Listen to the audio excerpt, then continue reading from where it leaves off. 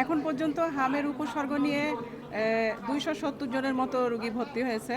তার ভিতরে আমাদের যেগুলো টেস্ট করা হয়েছে তার পজিটিভ আসছে 35, মানে 35 জনের। এই বছরে এই হ্যাঁ, এবার আমাদের জানুয়ারি থেকে। জানুয়ারি থেকে টেস্ট তো শুরু হয়েছে জানুয়ারির পরে, ফেব্রুয়ারি থেকে। তো এই 35 পজিটিভ আসছে। আর এই মানে এর ভিতরে যারা পজিটিভ আসছে তাদের ভিতরে মারা গেছে একজন। আর যারা সাসপেক্টেড ছিল মিজেসের মানে উপসর্গ নিয়ে, তারা টোটাল প্রায় 29 জনের মতো এরকম মারা গেছে 2 মাসে। মানে 2 মাসে সাসপিশিয়াস, তারা মিজেস সন্দেহজনক, তারা তারা তাদের পরীক্ষা টেস্ট করেও কিন্তু পজিটিভ পাওয়া যায়নি, এরকম মারা গেছে হচ্ছে 29 জনের মতো প্রায়।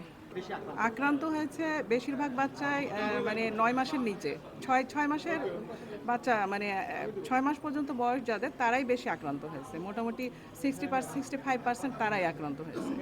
আর 1 বছরের উপরে আক্রান্ত হওয়ার সংখ্যা খুবই কম। আমাদের একটা আইসোলেশন ওয়ার্ড আছে আমাদের, সেখানে 30 নম্বর ওয়ার্ড। আর আমরা শিশু বিভাগের 2টা ওয়ার্ডে আইসোলেশন কর্নার করেছি। আর তারপরেও আমাদের মানে সংকুলন হচ্ছে না। আমরা একটু কর্নার করে আলাদা সাইড করে তাদেরকে রেখেছি। এখন পরবর্তীতে যদি পেশেন্ট বাড়ে তাহলে আমরা চিন্তা ভাবনা করব কোথায় কি করা যায়। আমাদের ডাইরেক্টর স্যার আছেন যে কোথায় তাদেরকে দেওয়া যায় বা আইসোলেশন কিভাবে করব এটা।